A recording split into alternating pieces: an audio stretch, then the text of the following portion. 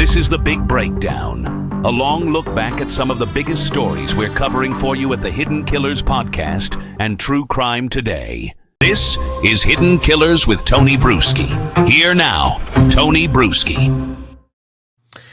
December 6th of 2025, the Big Ten championship game, Ohio State versus Oregon in Indianapolis. Spencer and Monique Tepe made the drive from Columbus to watch it. It was a big thing and a normal thing for that young couple, both Ohio State grads, both deeply rooted in that world. But somewhere around halftime, Monique left. She went back to the hotel. And according to court documents unsealed after the arrest, Spencer later told friends she was upset about something involving her ex-husband. That ex-husband from 8 years ago. Enough to ruin the day. It's a big deal.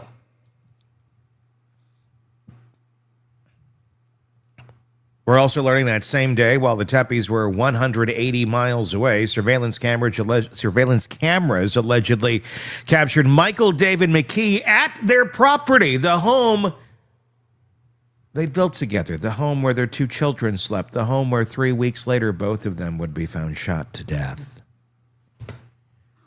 Here's a question.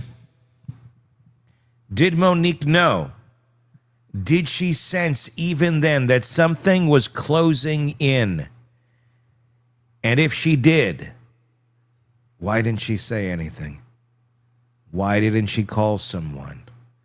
Why didn't police know that something was up with her ex? What did she know, I guess, is the biggest question. Because it's easy for us to jump to this conclusion that, oh, she knew he broke into the house. We don't know that part. We don't know if he broke into the house. We don't know if he was just technically on the property. The phrasing that was used in the affidavit leaves a little to be desired in terms of conclusiveness on exactly what happened. The verbiage basically means he could have been at the property, meaning like on the sidewalk, all the way to in the house. It's not exactly clear yet what went on. But he allegedly was there for a couple hours at the property. I don't know if you're just hanging out outside, walking. I don't know. We don't know. We don't know what she knew either. But she knew something. Something that made her upset enough to leave that game. So what do you do? I want to be very clear about what this conversation is and what it isn't. This is not victim blaming. Monique Tepe didn't cause her own death. Michael McKee allegedly did. He's the one sitting in the Franklin County Jail right now facing aggravated murder charges. He's the one who, according to prosecutors, allegedly drove from Illinois to Ohio with stolen plates, entered that home sometime before dawn and shot two people while their children slept nearby. That's on him. All of it. But there's a harder conversation underneath all of us, one that matters for anyone listening who has ever had an ex who wouldn't let go, who has never ever felt, who has ever felt watched, who has ever wondered if they were overreacting or being paranoid. The question isn't whether Monique deserved what happened. She didn't. The question is whether anything could have stopped it, and if so, what? Because understanding that gap between knowing something is wrong and being able to do anything about it might be the only useful thing that comes out of this tragedy. So if we're going to find something out of this other than gawking at crime porn, let's try and find something useful, okay? Let's try and find the lesson out of this horrible, horrible story. Because there's a lot of people who find themselves in this exact same situation, in this exact same moment, and have no idea what to do, just like Monique didn't. Because there really isn't a true right answer. There's no, just do this and your problems will be solved. Every situation is different. Every case is different. It's easy for us on the sideline here to go, well, she should have called police. She should have notified somebody. Yeah, maybe in hindsight she should have. But she was also sitting there probably weighing, if I do that, and he's already on edge, and if she knew that he was at their property, I mean, just the fact that he was there, that he had the gall to do that he had the will to do that, the lack of decency or decency, common sense, what's appropriate, what's not, the lengths to which one person will go if they're showing up at your house 8 years after you've gotten a divorce from them at random, and they've threatened you. It pretty much tells you they're going to do whatever the hell they want, whether you have the police there or not, and you know damn well calling 911 is not going to get you a 24/7 bodyguard. So what do you do? What would you do if you were faced with this? It's actually a poll question I have up right now on our Substack, hiddenkillers.substack.com. What would you do if a friend came to you just like this, just like Monique, and said, hey, here's what's going on. What do you think? What should I do? I need help. I need advice. Tell me your thoughts on what you would do to that exact scenario in the poll on our Substack, hiddenkillers.substack.com. The link is in the description. Let's talk about what Monique knew. According to the unsealed affidavit, friends and family told investigators plenty. They said McKee was abusive during their short marriage. According to court documents, at least one witness told detectives that McKee allegedly strangled Monique and forced unwanted S on her during the marriage. Yes, I hate having to talk like we're addressing fourth graders, but it's YouTube.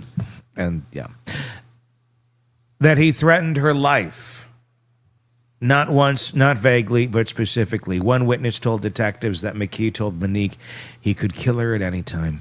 That he would find her and buy the house right next to her. That she will always be his wife.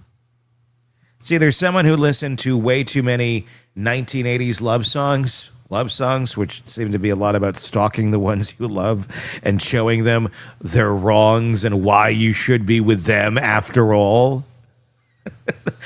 I mean, look, we would do this in another video. It kind of seems to be the ongoing thing. And one that allegedly Michael McKee lived by. Love to see that playlist, wouldn't you? There you go. Can you predict a killer by their playlist? Huh? That'd be an interesting topic of conversation, wouldn't it?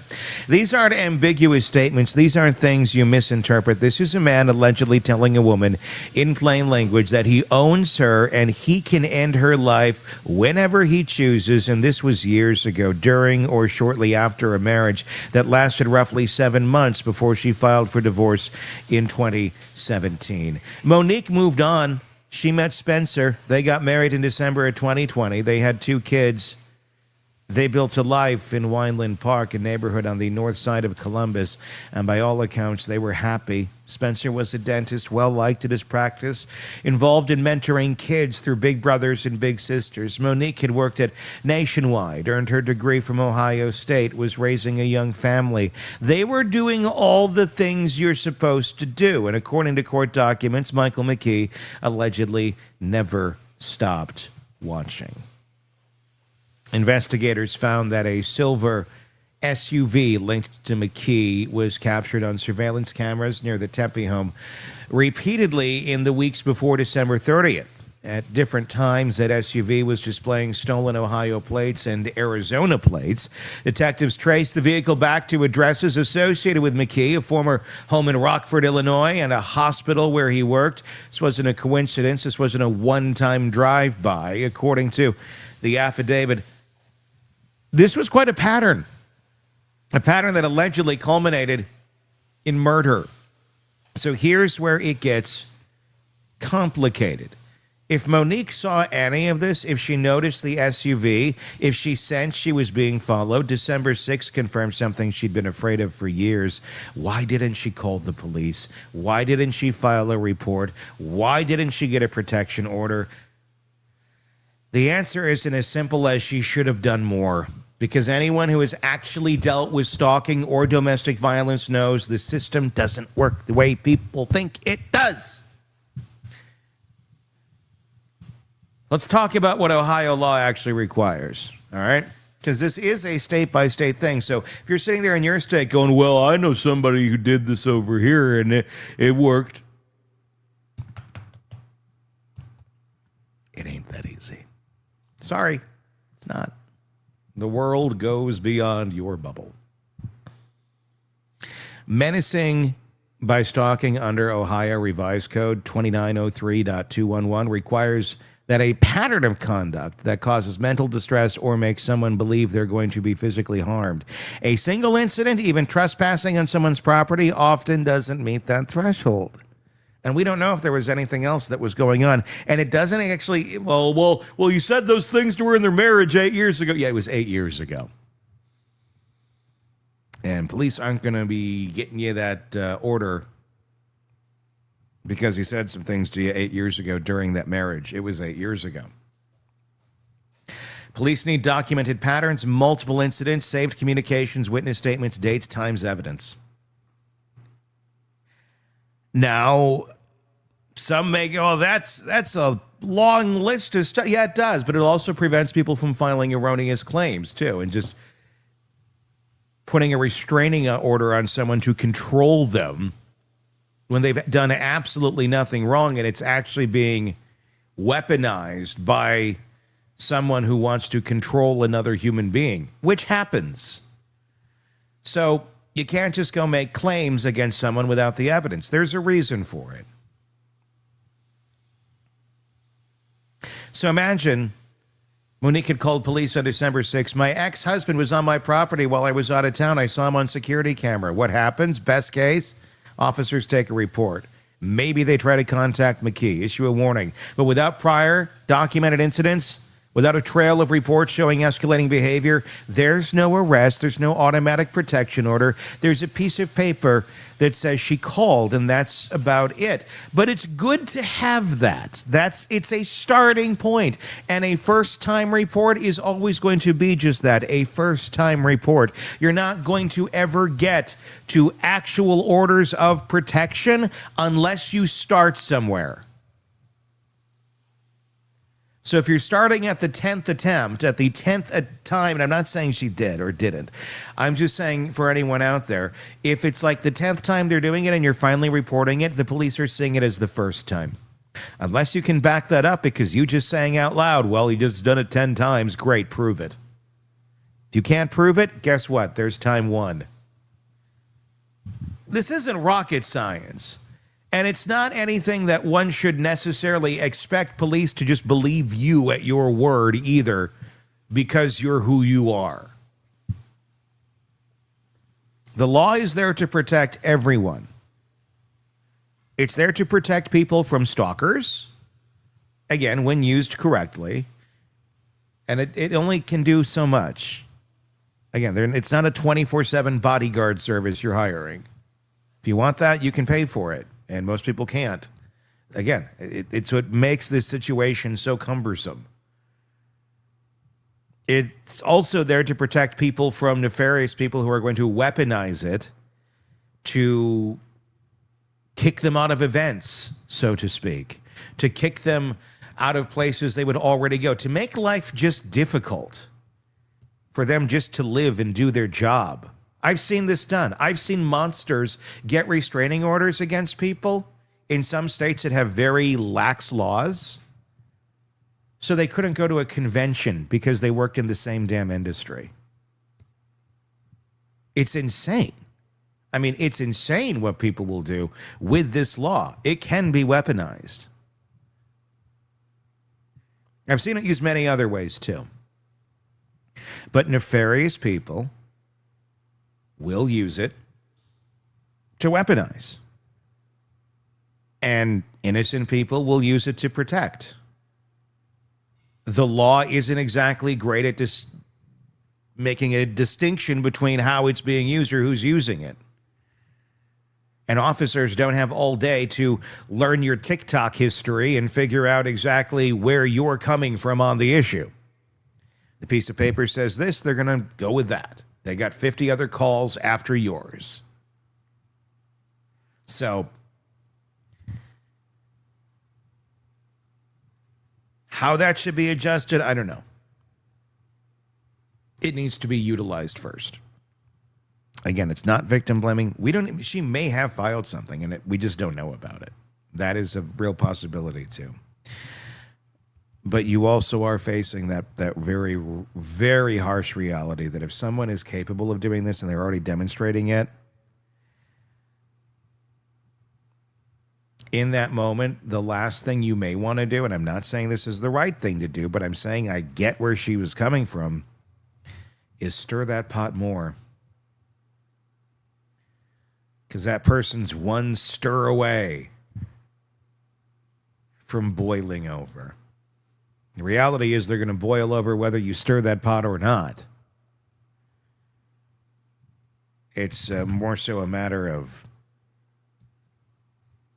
where you're going to be when the boil over happens and how much protection you have between that stuff coming out of the pot and where you are located.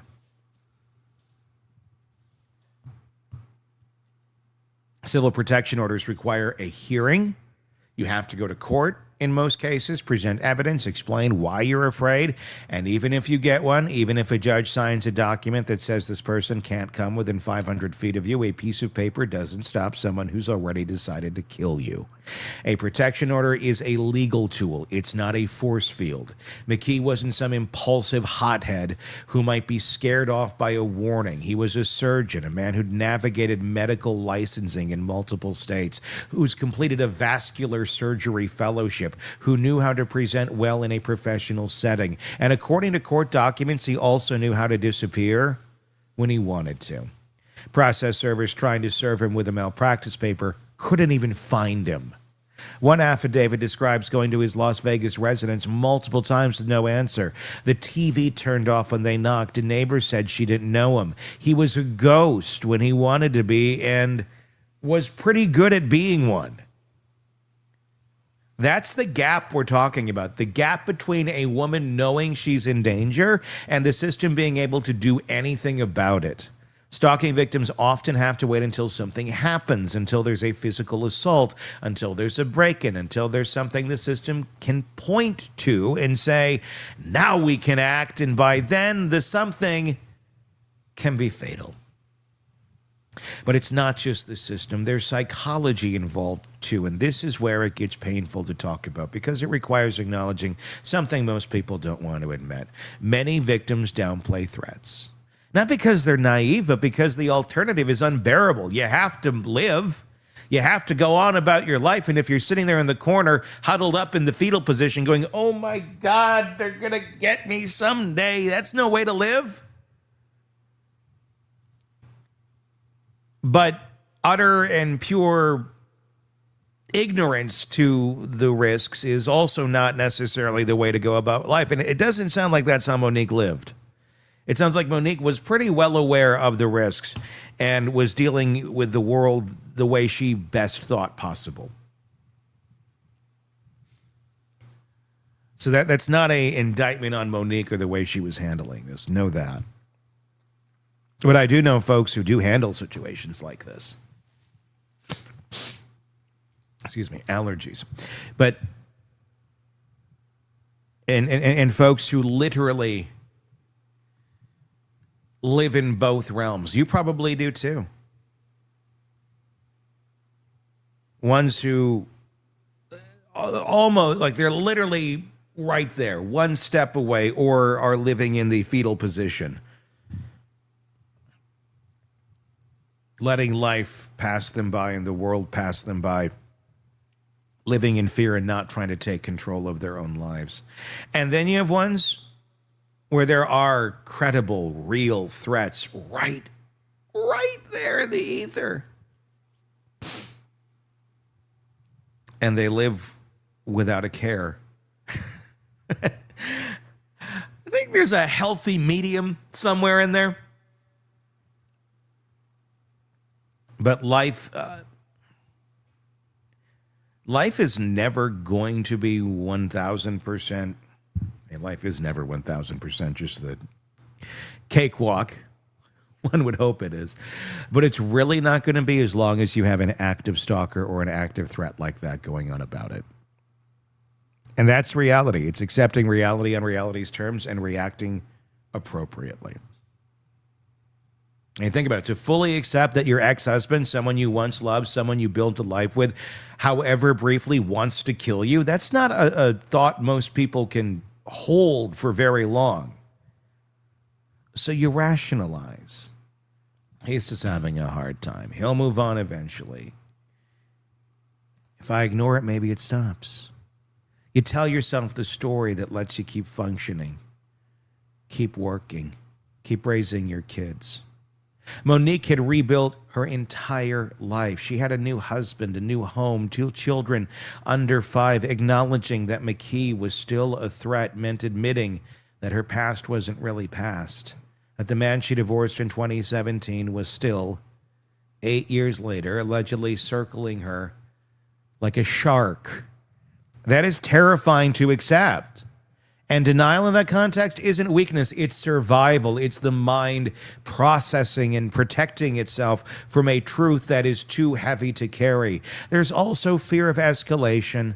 This is one of the most documented phenomena in domestic violence research. Victims often know their abusers better than anyone else, and they know what might set them off. Calling the police doesn't always make things better. Sometimes it makes things worse. Sometimes the abuser sees it as betrayal, an escalation, and a reason to act. The calculus becomes, is calling the police going to make me safer, or is it going to trigger the very thing I'm afraid of? And then, of course, there's shame. Especially for someone like Monique, educated, professional, married to a well-respected dentist, raising a young family. Admitting you're being stalked by your ex can feel like admitting you made a mistake, that your judgment failed. Society still carries this implicit undertone of, why did you marry him in the first place? And so do a lot of ignorant comments out there in the ether. You see him, you're like, what's wrong with you? You've never really lived your life, have you? You just like to comment on others because you're coming from a place of pure fucking ignorance. If victims should have seen it coming, if love doesn't blind all of us sometimes, or as if love doesn't blind all of us sometimes. You know? Should have just known to begin with. If you made better choices, it'd be better. Yeah. That should always be the goal, to make better choices. But you know what? You start somewhere. And in your early 20s, you ain't making good ones. That's everybody. There's also the documentation trap. To get meaningful legal protection, you need evidence. But building evidence means engaging with the threat. It means saving messages instead of deleting them, photographing vehicles instead of looking away, filing reports instead of hoping it goes away. It turns you into the case manager of your own potential murder. And many victims just want to move on. They don't want to spend their lives cataloging their fear. And I get it. But again, dealing with reality on reality's terms, these are all of the things. These are all of the options of what's out there. And the option of putting your head in the sand, well, it's an option.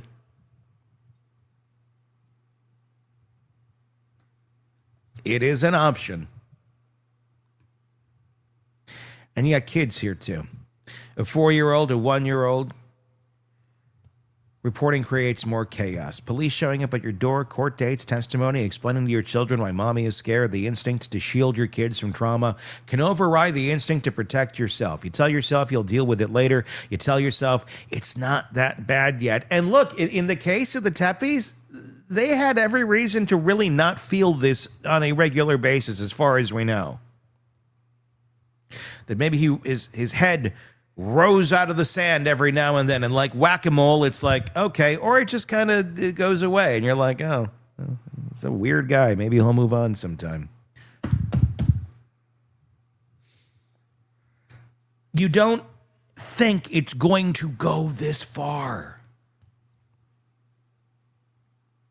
You don't want to think it's going to go this far. So what could have actually been done? Let's be honest about it. If Monique had reported the December 6th incident, McKee allegedly on her property while she was away, it would have been a misdemeanor trespassing charge at best, unlikely to result in jail time for a first offense, maybe a temporary probation order. Keep in mind, it's a different state that he's coming from, so you got that too.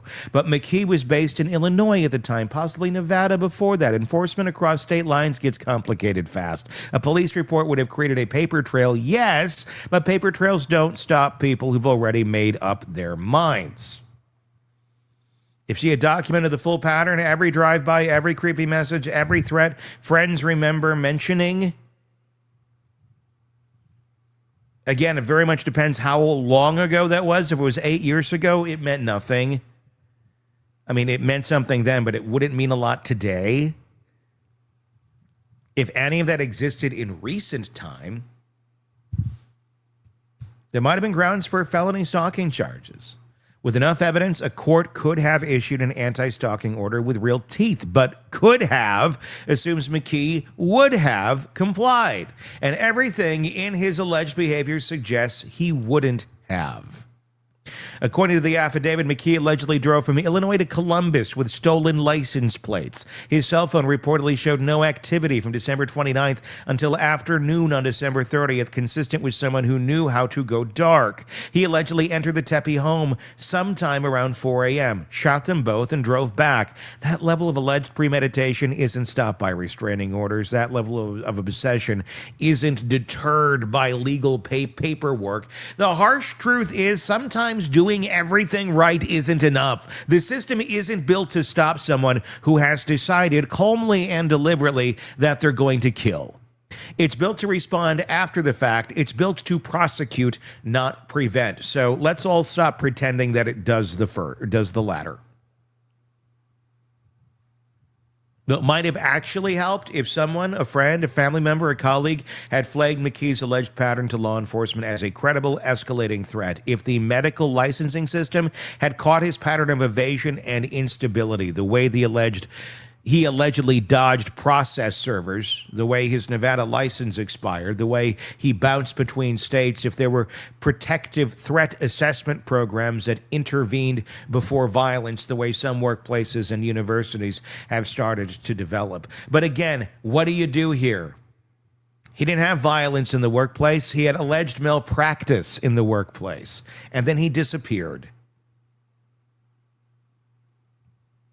Even if they found him, when they did, you're served. That's it. It's not like a psychological evaluation into his stability. None of that existed in this case.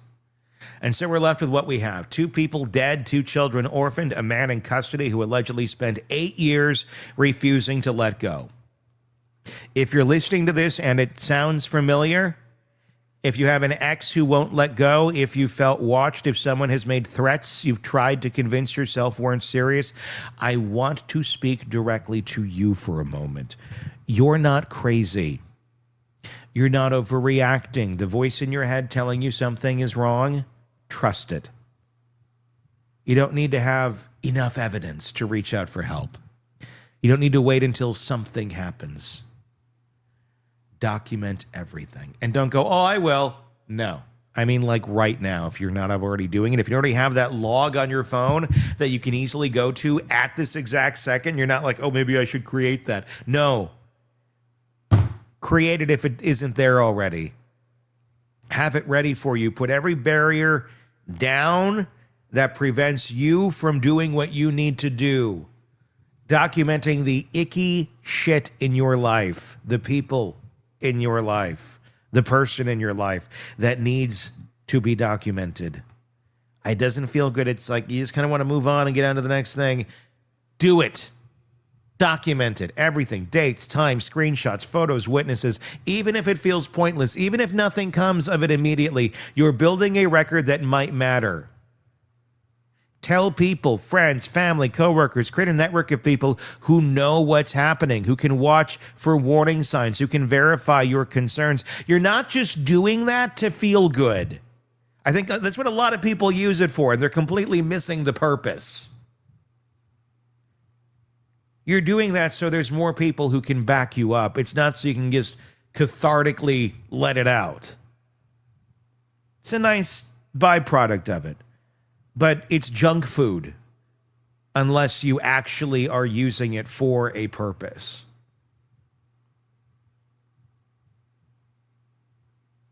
I can't tell you the amount of times in life that I've had a friend come to me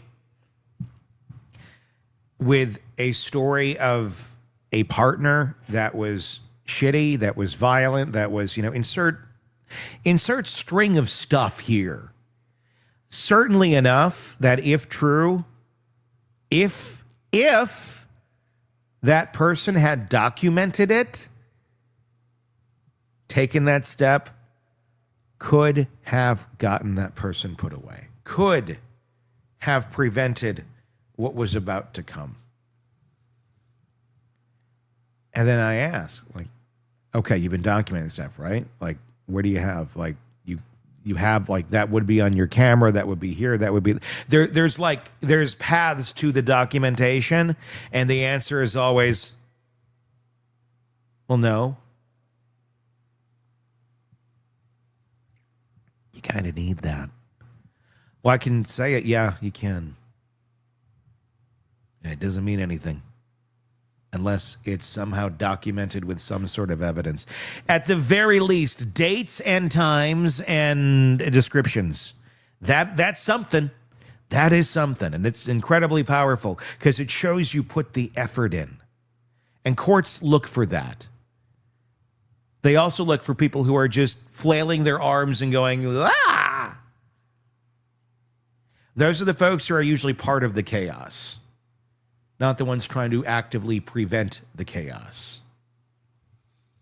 And they can see through both. So yes, document.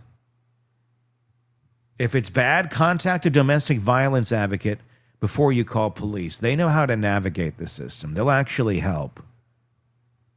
What might backfire? Well, doing nothing.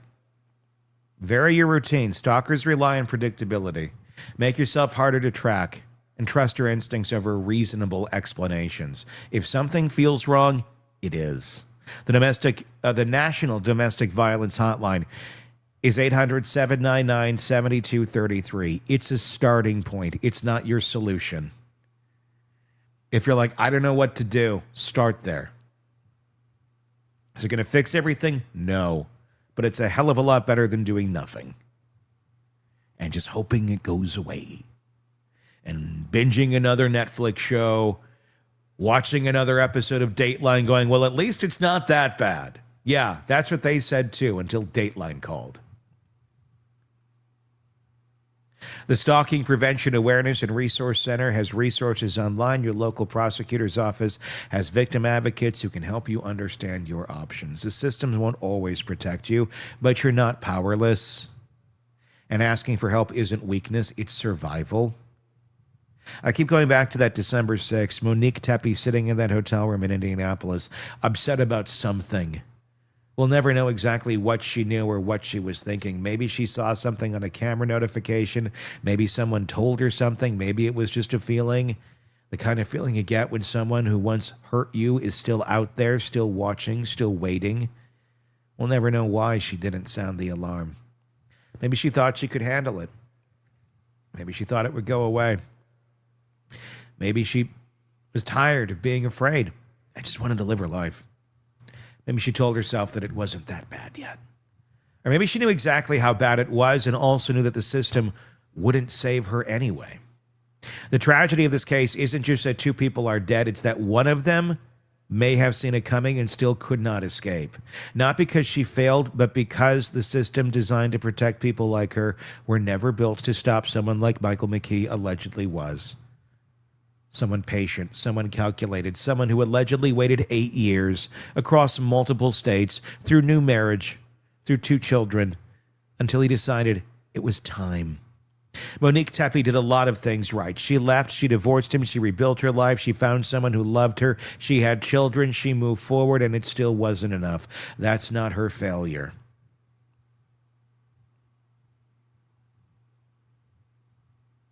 That's ours as a society, where we still don't have solutions to these problems, clear ways of calling out these people and stopping them before they take action. I don't have the answer, but I do have options. Your thoughts in the comment section on YouTube or on our Substack. Our Substack is hiddenkillers.substack.com. The link is in the description. I'd love to get your thoughts there on all of this. There's so much to dig into. And if you're listening on Apple Podcasts or you use it ever, hey, check us out there. Press subscribe on Apple Podcasts and do leave us a review. Helps us a lot, and it lets other folks know that you're finding this reporting valuable. So if you are, please leave us a review. We do greatly appreciate that. And like I said, looking forward to your feedback in the comments section on YouTube and on Substack, the link in the description. Until next time, I'm Tony Bruschi. We'll talk again real soon. Want more on this case and others? Then press subscribe now and don't miss a moment of true crime coverage from Tony Bruschi and the Hidden Killers podcast. This is Hidden Killers Live with Tony Bruschi, Stacey Cole, and Todd Michaels. The unsealed affidavit in the Michael McKee case kind of reads like a textbook on obsessive ex-partner behavior. 8 years of alleged threats, surveillance of his ex-wife's home while she was out of town, statements to Monique Tepe that she would always be his wife and he could kill her at any time. You know, the type of things you say to the people you love. Robin Dreeke, retired FBI special agent and chief of the Counterintelligence Behavioral Analysis Program, is with us. You've spent your career studying how people think, how they escalate, and what their words reveal about their intentions. Today, we're breaking down the behavioral red flags in this case, what McKee's alleged statements and actions tell us about his mindset, what the 8-year timeline says, why it matters, and what the reconnaissance trip on December 6th tells us about planning versus impulse. Robin, as always, welcome. According to witnesses cited in the affidavit, McKee allegedly told Monique Tepe he could, quote, kill her at any time, end quote. That he would, quote, find her and buy the house right next to her. And that he would, quote, she will always be his wife. This was 8 years before the divorce. From a behavioral analysis standpoint, what do statements like that tell you about how McKee viewed Monique and what psychological framework helps explain someone who will speak in terms of ownership like that about the person that they supposedly love? Yeah, and we covered this right at the very beginning of us talking about this case, Tony. Remember, we didn't have much details except the murder, the being married 8 years ago. And we said back then, there's going to be leakage along the way about how this thing go from 0 to 100. And we are finding out it did not go from 0 to 100 for him. He is exuding. That's it. Leakage all over the place. And actually, because of this case, I have actually entered a new word into my vocabulary.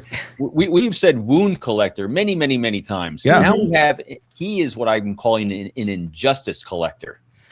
So he feels like he has been done a great injustice by her. And so he gave himself, because of his huge narcissistic tendencies, nothing but a confirmation bias with everything relating to her. He kept seeking out at every opportunity, proactively, things that were going right in her world and holding them as an injustice against him. That's how self-centered he was. And he was so compartmentalized, because everyone keeps going back to, how could he become a doctor? How could he do these things? Well, when you're dealing with that high level of narcissism, and granted, it's a term of art, for licensed clinicians that we're not, but we can see the behaviors there of it. They can become so functional because they're so compartmentalized until that collection of injustices just bubbles over and it just destroys everything in his world and those worlds around him. So that's exactly what he did.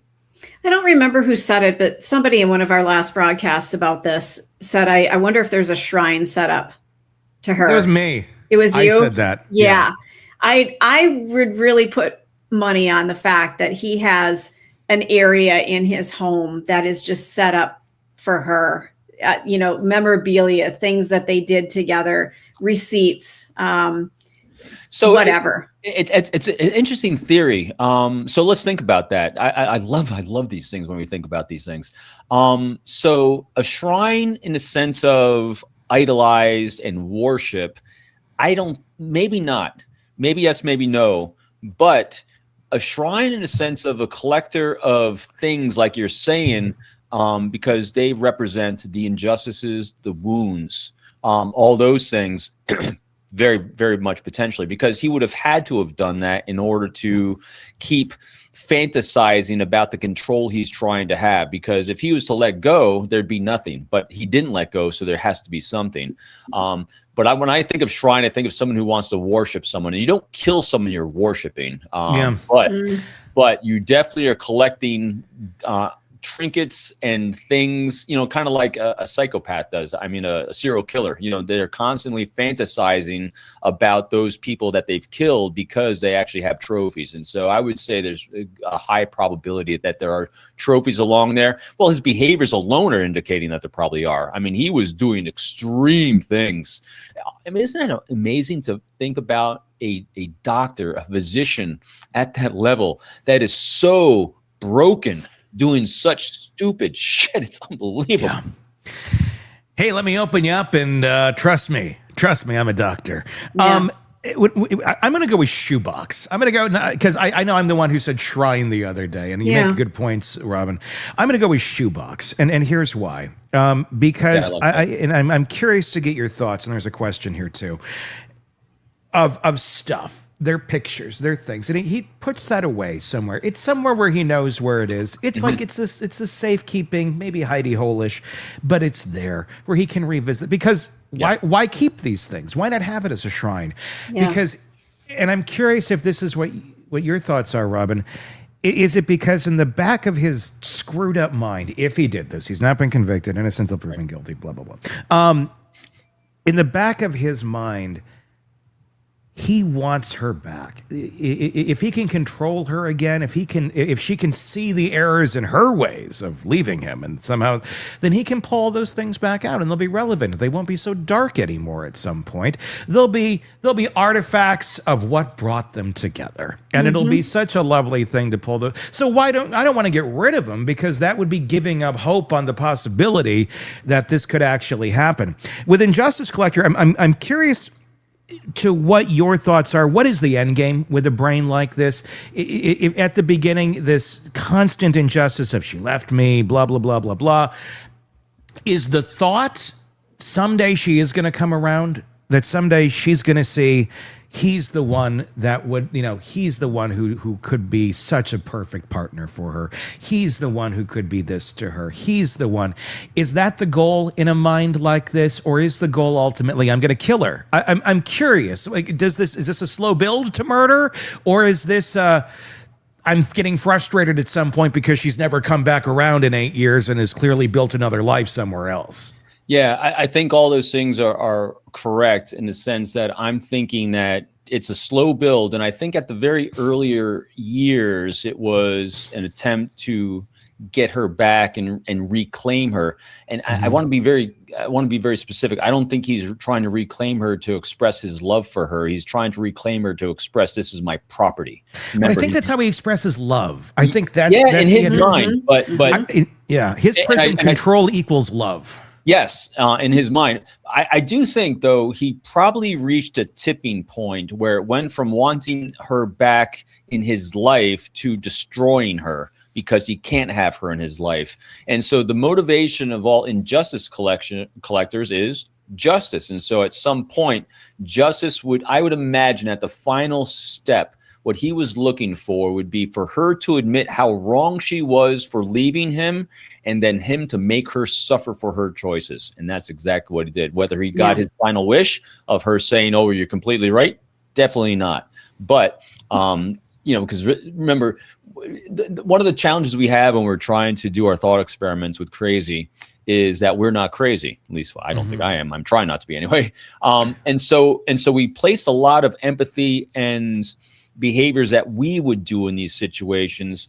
But remember, we're not batshit crazy. And so we kind of have to remember that what that looks like to the other person is going to be manifested differently. Although we can use the similar terms, like I love the fact that, the shrine. So a shrine says to people like us, oh, we're idolizing, we're placing, like I could place my wife on a pedestal. I place my kids on a pedestal.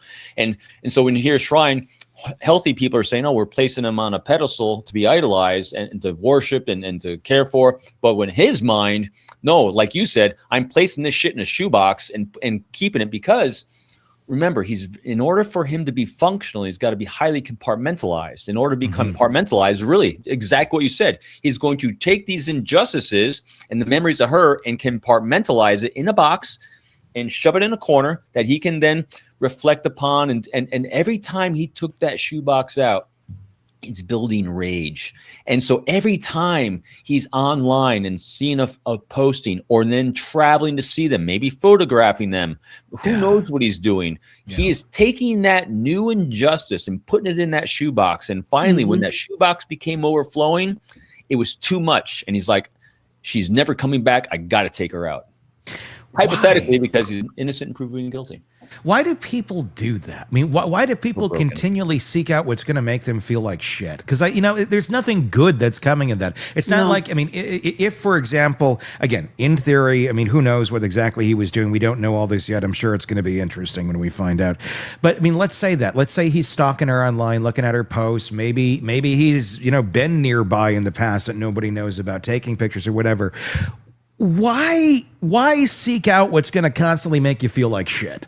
She's moved on. She has a life. Why constantly keep revalidating that hate, that trauma, that hurt that's within you? Why? I mean, why not seek out something that's going to be fulfilling? Is it because they don't know what that feels like? They're not capable of being fulfilled by anything other than their injustices? I mean, is it? I don't know. It feels like, did he get onto a different path in life? He's on a different track, and he doesn't realize he thinks he's on this one where it's going to lead somewhere positive, yet he's over here, and it's always going off the rails, and he doesn't know why. I don't know. I mean, I'm trying to understand why one would keep seeking out being hurt. So I'm going to put on my dime store psychologist hat for this one. So let's look at what we do as not as a functional thinking human being makes choices, but a biological organism that is constantly doing things that are in our best interest for survival. And that is dopamine hits, endorphins, serotonin, and oxytocin. The big four in the brain says the behaviors we're doing that gives our brain those releases are things that are good and healthy for us. And so at a very young age, again, that's why we talk about these arcs, what's so important to understand what that formative years of life were like, where most likely didn't have a lot of control, had a lot of issues at a younger age, so that it created this need for control in his life and overachieving and trying to prove himself to others and be wanted, be valued, all these things, the traumas we all experienced at a very unhealthy level for him. And so what happened most likely, again, conjecture, is that the ways he was getting his dopamine released, his feel good about myself, is by control. And every time he did a power move with someone or achieved something, it's a level of control, a level of being recognized, and that gave a dopamine hit. A lot of us, all of us have that, for things we achieve. That's why as a species, we set a bar. When we achieve that bar, we feel good, and we set another bar. That's how it keeps us innovating, it's progressing, all these things. Well, when you do it at an unhealthy level, because you're narcissistic, it becomes really unhealthy. And so what happened most likely is that he identified control with feeling good. And so, I mean, think about it. So here he is, he worked hard, he achieved becoming a doctor, dopamine hit, big time dopamine hit. Then he gets a patient, dopamine hit, dopamine. So he started relating. Again, I don't think these people are conscious about it. Again, they're making choices, but I think it just became an addiction of control. Yeah. And when you lose control, it's like ripping that addiction away and cold turkey. And so what's he going to do? Going to fight like every addict we cover on this show. What do they do? I mean, think about this. When you take, what's his face? Nick Reiner. Yeah. Nick Reiner was so addicted. He became so good at manipulating the world around him to get his drug fix, to get the next hit, to manipulate the world around him, to subsidize him, because he was grown up with no guardrails on either side of him and no consequences for the action. It became very easy to have control, to do the things he wanted, to get that dopamine hit. Same thing here. So just replace one addiction for the addiction of control and throw some narcissism on top of there. And this is why, to answer your question, my long narrative, this is why he was addicted to doing things that to the rest of us seem really unhealthy, because so unhealthy person like us, what do? When we're rejected, when people divorce us and say, get out of our lives, it's like, all right, I will move my focus somewhere else to go for another healthy area, to have healthier relationships, to get that same feeling of satisfaction. But the people like this that are fixated on control, when it's ripped away, it makes them angry. It makes them enraged. It becomes what? The injustice. I was injustice. There it is. Oof. And there doesn't seem to be any understanding that no matter how you correct the injustice that's in your mind, that you're viewing as the injustice, that the rest of the world doesn't view as an injustice, but you do, that your version of correcting it seems like the consequences of that correction, that's like not even there. Like they don't even consider what that could possibly mean or be for the correction. They get there. It's the journey. They're focused on the journey to get there. And then once they reach their point, what next? I mean, what do you think is going through his mind in that jail? So let's assume he did it for the sake of the argument, and he's sitting in jail right now. Is he feeling satisfied? Is he feeling like, gosh, yes, I accomplished my goal? Or is he like, well, shit. Yeah. This didn't work out quite as planned.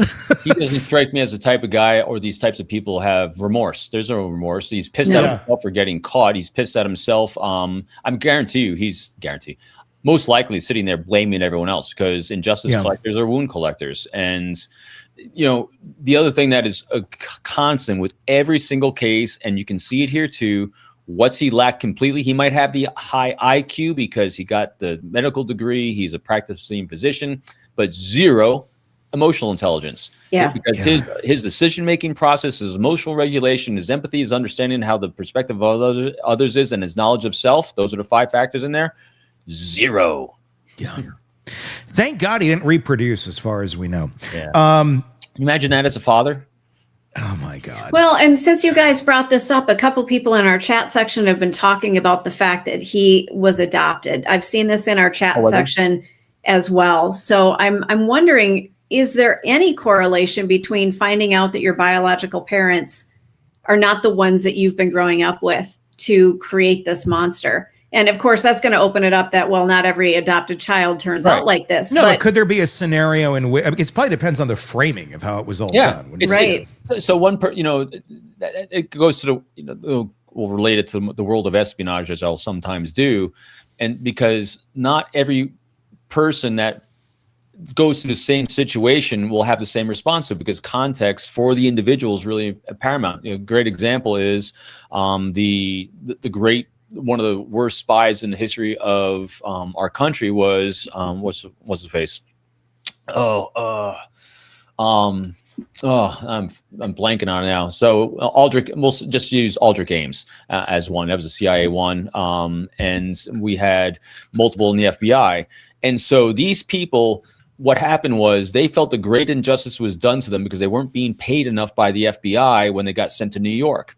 Was it Robert Hansen? Robert Hansen, that's it. So Robert Hansen says, I deserve much more. I deserve to be recognized. I deserve to be paid more. I got assigned to New York, and this sucks. My wife hates it here, so I'm going to do this. Well, you know what? There's 100 other agents around you in the same situation. You know what? They're not making a choice. they're not making the choice to do that. They're leaning in, they're working the issue, they're working on the problem, and they're very positive about the situation. And it's a challenge. And so that's the difference between a emotional intelligence of 0, wound collector or injustice collector, and someone who just works the problem as a problem solver. They can have the same exact experience. It's just how it manifests in that broken brain is completely different. Let me ask you this before we wrap up this topic, because this is another thing that's come up, I think, since we've last talked. The December 6th visit that he made to the house, to the Coleridge of the house. We don't know if he went in the house. Some people are reporting that he did through their sources. Others are saying no. We don't know. He was there, though. We know he was, on the block of property that was owned by the Tepes. Whether he's in the backyard or he was in the front near in the house, we don't know. The fact that he was there on December 6th when they were at that Big Ten championship game, and she knew something. We don't know what she knew or how she knew it, but she left at halftime allegedly and went back to the hotel because she was disturbed. So either he sent her something, letting her know that he was there just as a power move, as a control move, or who knows, maybe she got the little chimes on the doorbell and she looked at the Ring camera and guess who's, on the porch. Yeah.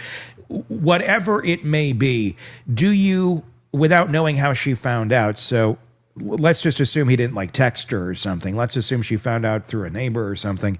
Do you think he wanted them to know that he was there? Do you think that was an intent? Because he was there for hours, allegedly. I don't know why you're at the house for hours. It wasn't that big of a property. If you're going to scope out what door is unlocked and get in, get out, I think you could probably do it in about 5 minutes. Yeah. Not 5 hours. Why there for hours? Why do you think she knew that he was there? What's your take on that whole thing from the limited information that we have? So again, here's a thought experiment with lots of conjecture, as I always do. Yeah. So let's play this forward that he's escalating in his injustice collecting, and he's wanting to fill that shoebox up. So maybe he went there originally to collect some more injustices that he could put in his shoebox to get proof that life is going miserably.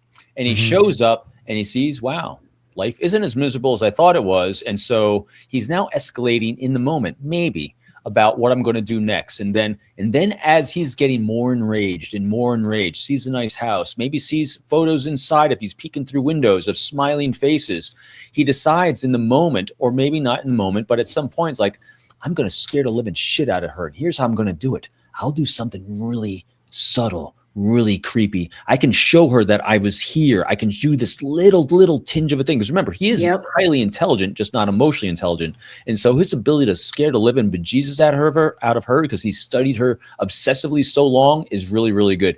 Now, whether he did something really overtly, my guess is he did something so subtle that he gave her a tremor in the force or a wobble in her life that was related to him in some way. So in other words, something happened that gave her pause because it deviated from a baseline of what she's normally expecting from him. And most likely she came to expect these types of unhealthy interactions from him over the years. And she got very good. And you said a great job, the gray rock, as you said, Tony, on one of your last episodes. I love that. It's a good example. She just did the gray rock, but unfortunately, he was a chisel that could get through it. I think it's a good example of a case where she did do everything right, and gray rocking is your best bet in something like this. The more you feed that type of individual, I think if she had fed it, she'd have been dead years ago. Quite honestly, she would have been. I think he would have killed her immediately.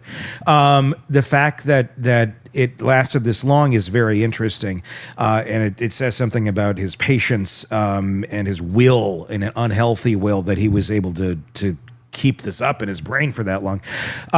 But yeah, gray rocking, usually they get bored and they go on in a lot of cases.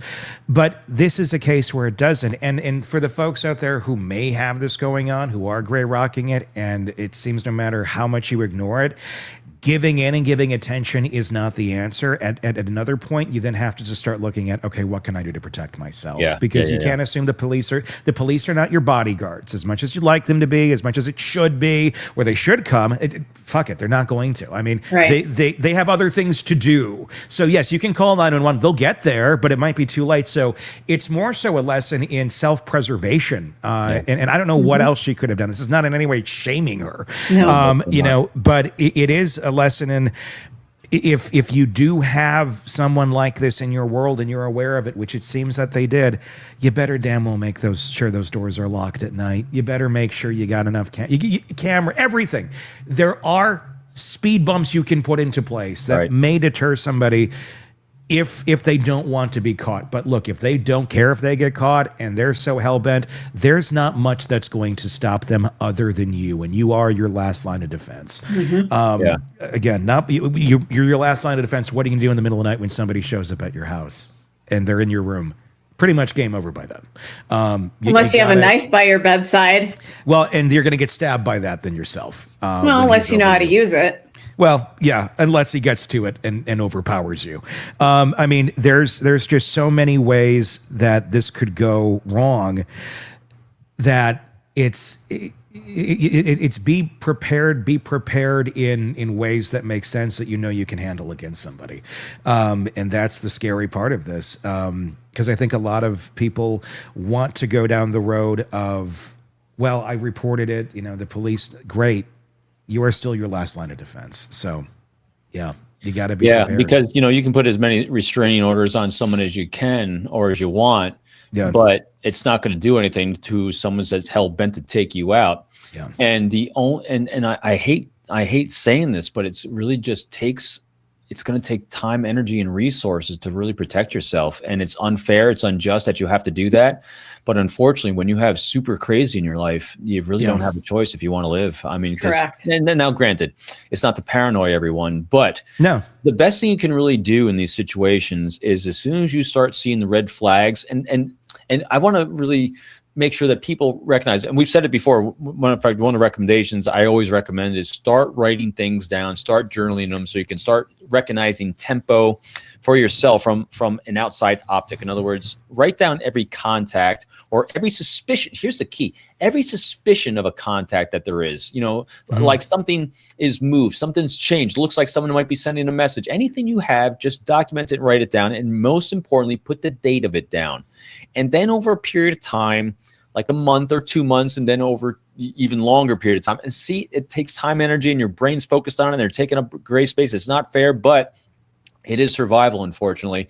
See if it's getting worse or getting better. Is it decreasing or increasing, or if it's staying the same? If it's staying the same or the tempo's increasing, that's when you really got to outside consult and, bring in an expert. There's lots of good, reputable people that aren't trying to rob you of all your money that you can consult with. Good 800 numbers to say, hey, here's what I think I have. I need an expert opinion because I have my own confirmation biases and I'm too close to the problem. Is this a problem and what should I do? And again, it won't be cheap probably, but you got to really do a deep dive assessment. It's peace and of the mind. Producers of the Lifetime movie that's made about you will really like those notes because it'll really help in casting and figuring out who's going to play the role. And to that point, this is where it really counts, though. So if you do bring so say it does escalate, and you have to, and you go to court, you go to trial, your notes that you wrote with those dates on it, you will eviscerate them in court. Exactly. Have the notes. It shows you're competent and they're not, because they're not going to show up. They're going to show up in defend mode and deflect mode. And if you can be like, and on this date at this time this happened, oh wait, there's more, and you just go and you read it all off, eventually the people who are making those decisions of should there be a restraining order here, or should we, if it's a workplace situation, should we get rid of that person, it's really hard to argue with mountains of evidence. And text friends and family too, because that way there's an electronic record of it. I mean, just record. If you didn't write it down, it didn't happen. And that's always a thing we used in the bureau, and I think a lot of people do. So record it, write it down, and broadcast the issues, because when you broadcast, what happens, you sensitize the world to what's going on in your world, and they become resources for you in your world. And that's why we have healthy relationships. And these crazy people stand on islands by themselves. Yeah, one of the comments, total hypervigilance, and it sucks. You're right, it does suck, but it's reality. But it is reality. Yeah. Interesting story. Your thoughts in the comment section on YouTube and also on our Substack. Be sure to join us there, hiddenkillers.substack.com, and be sure to join us and take us with you wherever you go on the podcast platforms, Apple Podcasts, Spotify, iHeart, whatever it may be. Search Hidden Killers with Tony Bruschi. Press subscribe. Leave us a review so you can take us anywhere you are going. Want more on this case and others? Then press subscribe now and don't miss a moment of true crime coverage from Tony Bruschi and the Hidden Killers podcast.